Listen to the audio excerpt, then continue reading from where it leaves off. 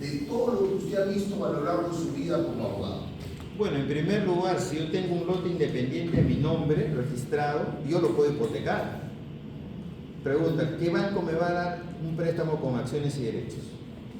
Porque el banco acaso va a querer quedarse con acciones, porque si no me paga, el banco va a decir, bueno, entonces yo me quedaré con acciones y derechos y me voy a unir a todo el grupo de los 200, 500 o 1000 copropietarios del mismo terreno. ¿Usted cree que el banco va a querer ese negocio?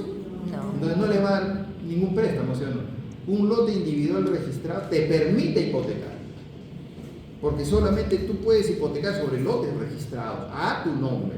Ese es un primer beneficio. Pueden acceder a créditos para construir su vivienda o para otras actividades. Primera tema importante. Otro tema importante. Segundo beneficio. ¿Qué vale más? ¿Una propiedad regularizada, formalizada, saneada o una irregular informal? ¿Qué cuesta más? Cuando ustedes lo quieren vender. Yo quiero vender este terreno del que solo tengo posesión, no tengo títulos de propiedad. ¿Vale más o vale menos que una propiedad registrada? Mucho menos, ¿sí o no? Entonces, si yo tengo una propiedad de mi lote individual registrado, eso me impide que tenga un mayor valor, es más apreciado en el mercado. Y todavía en el Perú más, ¿saben por qué? Porque ¿cuántos lotes registrados hay en el Perú? Según lo que se dice, según lo que se ha estudiado, ¿no? Solamente está regularizado en el Perú el 25% de los predios. Y el 75% es informal en sus distintas variantes, o hay distintas variantes de la informalidad. Desde el que no tiene ningún título y es un poseedor, hasta el que tiene un título en un documento privado, tiene acciones y derechos y nunca va a regularizar en un lote independiente, ¿correcto? Hay distintas variantes de la informalidad. Solamente el 25% está regularizado. Entonces, dentro del mercado de la gente que compra y quiere comprar con seguridad, va a buscar un lote registrado a nombre del que está vendiendo, ¿sí o no? Pero ese mercado es más pequeño, eso hace que el precio suba. Por eso es que es tan diferente el valor entre lo registrado y lo informal. Máxime porque en el Perú, lamentablemente, pues ustedes mismos se están dando cuenta, regularizar demora mucho y cuesta. Entonces el que compra va a pretender entrar él al proceso de regularización y gastar toda la regularización, o va a preferir un registrado. Va a preferir un registrado de todas maneras. Entonces hay un mayor valor si yo lo quiero vender y hay una posibilidad de utilizar el lote, el predio, como instrumento crediticio. Tercer beneficio, doctor. Bueno, tengan en consideración que hay un aspecto que de repente no se le da mucha importancia, que es la seguridad propia, que es la estabilidad. Ustedes que poseen y son propietarios de un predio registrado y regularizado, ¿están tranquilos o no? Sí. O uno informal, ¿están igual de tranquilos? No. ¿La tranquilidad es igual? Porque, No. ojo, mucha gente dice, bueno, ¿y qué le voy a dejar a mis hijos? ¿Ustedes le quieren dejar a los hijos un problema o un predio formalizado?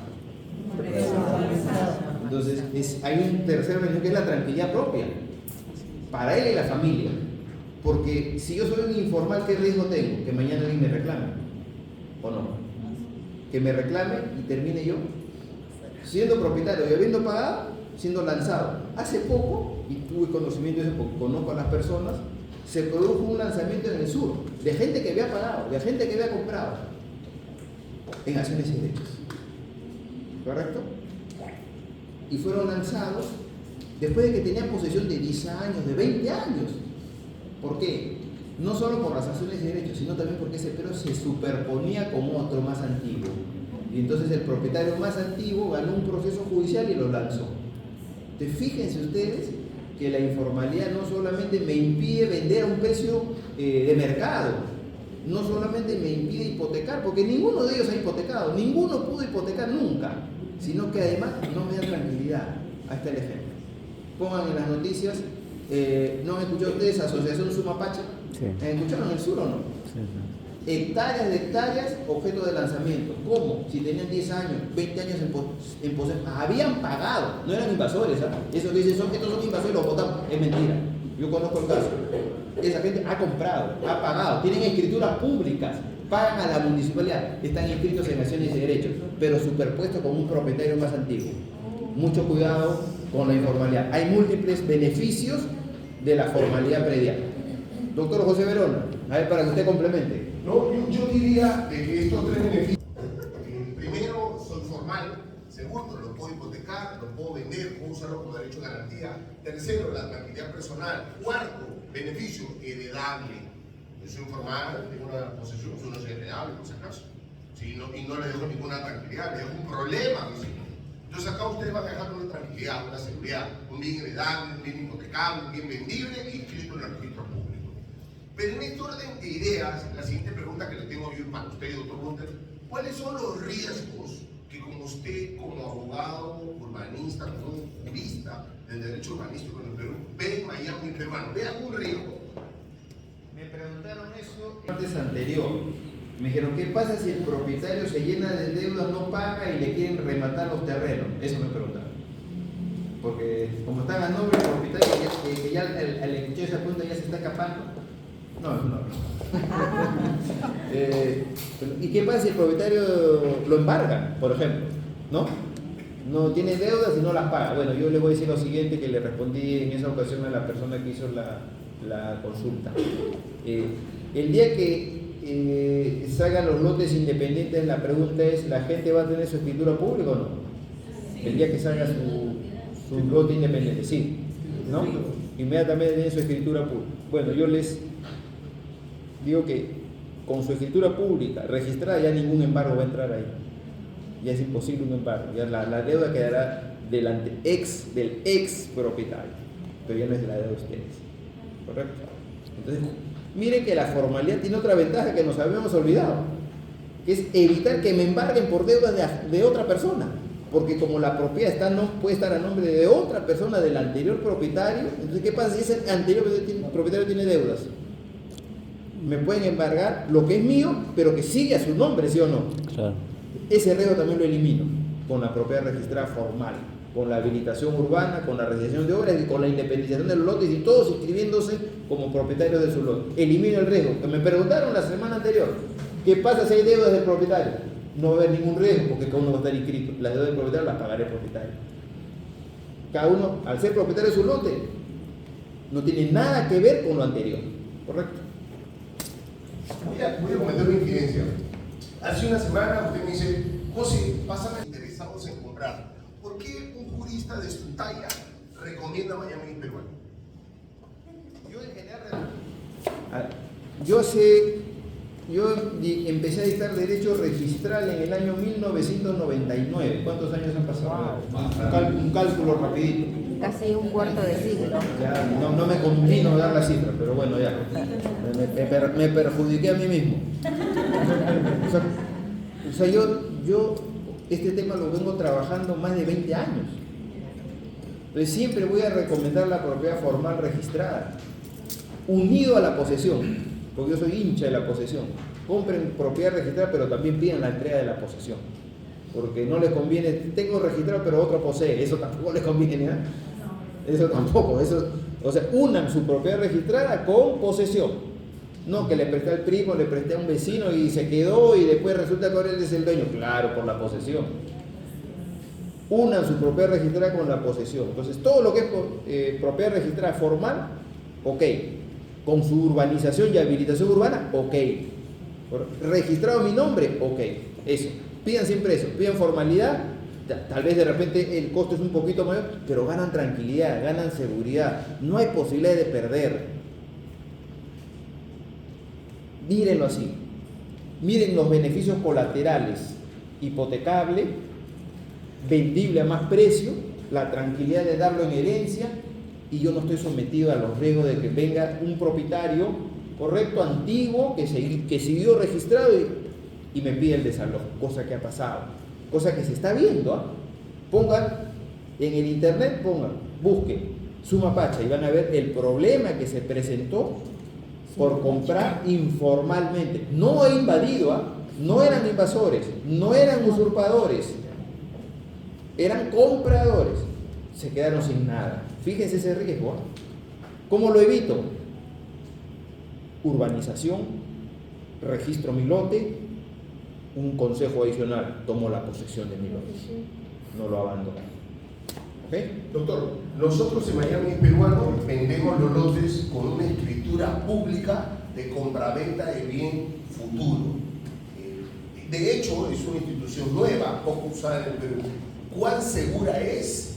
Y esta escritura pública, una vez que está firmada, para elevar la escritura pública, ¿requiere alguna otra firma o ya está lista? Termina las obras y sin ninguna firma se eleva escritura pública. Por ejemplo, ahorita, en este momento, ya no es necesario compraventa de bienes futuros para la etapa 1, porque ya tiene recepción de obra. Ya eso no es un bien futuro, ya es un bien presente, porque ya está terminada la obra. Ahora, si la obra todavía está en ejecución, sí es un bien futuro. Pero como la habilitación, el proyecto de habilitación tiene el manzana, lote, la ubicación física precisa, yo con eso, una vez independizado, voy e inscribo mi lote, con esa escritura de compraventa de bien futuro, porque ya individualizó el lote. Me dice, esto es lo que he comprado, no otro, esta manzana, este lote, en esta etapa del proyecto. O sea, ahí yo ya soy totalmente formal. E incluso no siendo registrado con esa escritura pública, a mí ya no me pueden embargar, porque el embargo del propietario se levanta con la escritura pública. Incluso hay pleno de la Corte Suprema sobre ese tema. Tercería de propiedad. Sí, o sea, si yo ya tengo mi escritura pública y viene una deuda del propietario, entonces yo la levanto. ¿Correcto? Porque más vale mi escritura pública de fecha cierta que una deuda que pueda tener un propietario que todavía se mantiene registrado. Múltiples beneficios de la escritura pública, del registro, pero si todavía está en etapa de ejecución, mi escritura pública. Un dato adicional.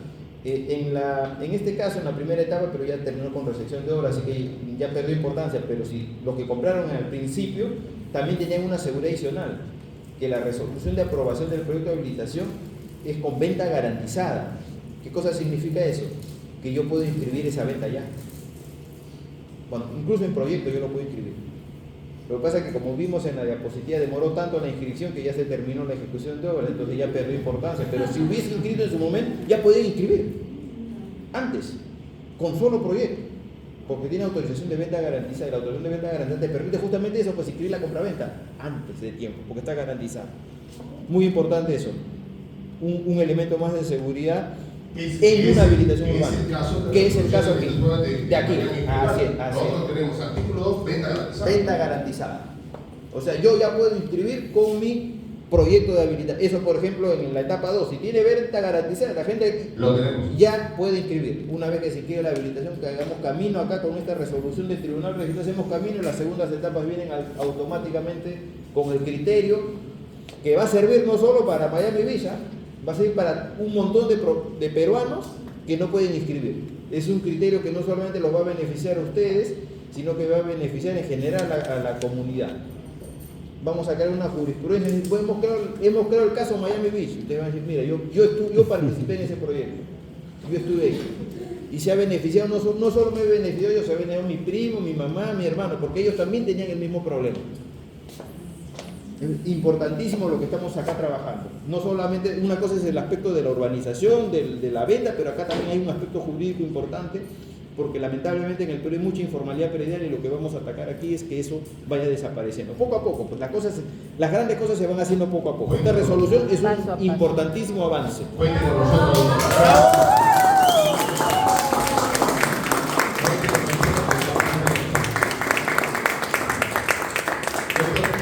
Una pregunta fáctica.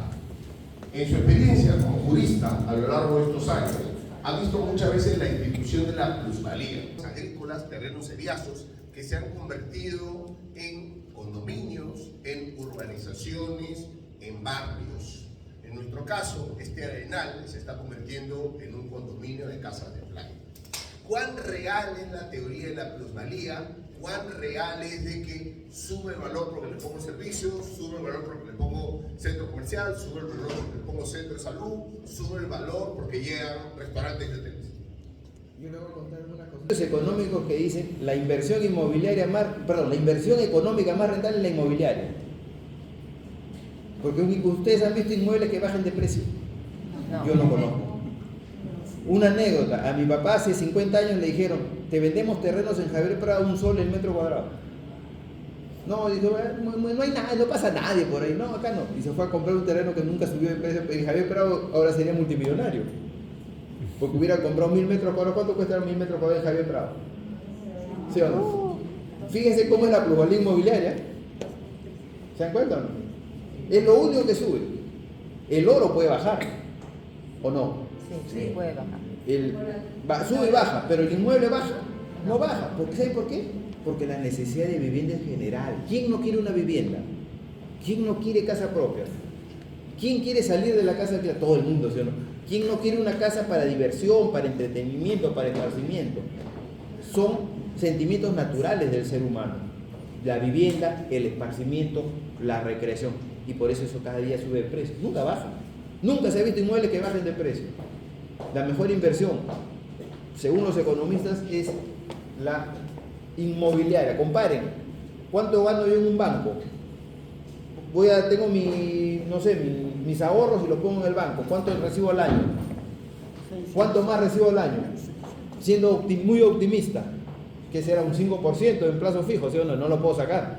Pero en un inmueble, si yo compro un inmueble y lo alquilo, ¿cuánto recibo? ¿Recibo 5% o recibo mucho más? Mucho más. Situaciones reales. Anécdotas personales también. Ya yo tendría mi herencia en Javier Prado.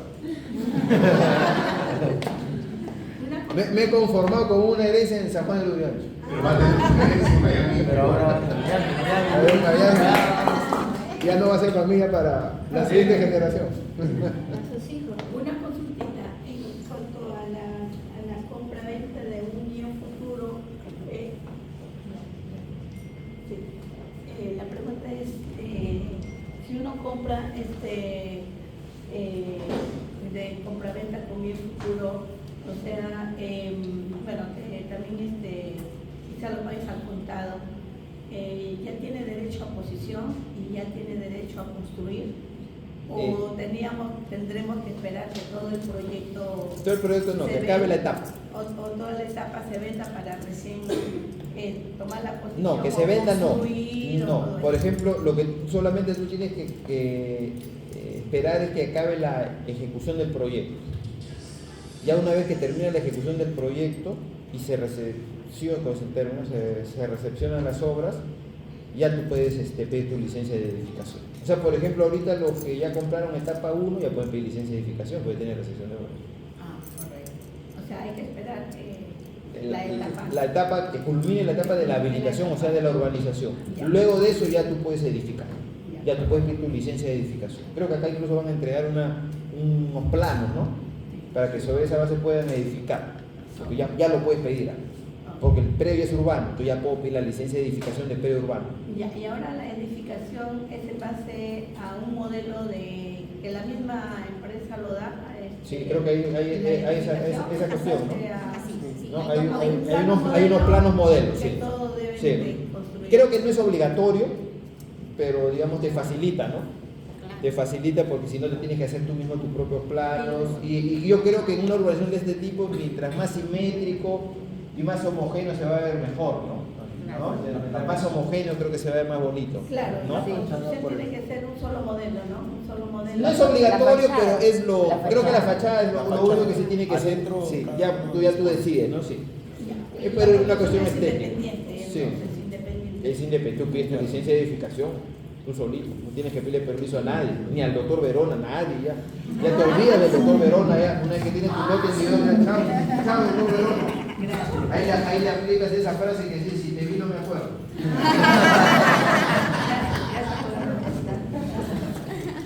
Bueno, señores, la verdad es que lo fiscal le dijeron al doctor Gunter González Barrón, si te vi no me acuerdo. Porque cuando le dijeron, ¿quieren hacer alguna pregunta? No, está todo claro, está todo claro. Está todo claro. Ni una pregunta. ¿Por qué no le hicieron ninguna pregunta, doctor? Bueno, confiamos en que haya habido claridad en lo que te puso. Confiamos en que vamos a tener un resultado muy positivo. Estamos Señores, muy seguros. quiero agradecer y celebrar el informe oral que hizo el doctor Gunter González Barrón. Y algo que aprendí yo del gran maestro doctor Monroy, que el éxito se atrae y se celebra. Entonces, vamos a pasar en estos momentos a celebrar el haber ganado esta apelación en el Tribunal Registral y a celebrar que nos han entregado los títulos de propiedad. Así que yo los invito a que nos acompañen aquí al costado del hall para juntos celebrar y aplaudir que no se merece.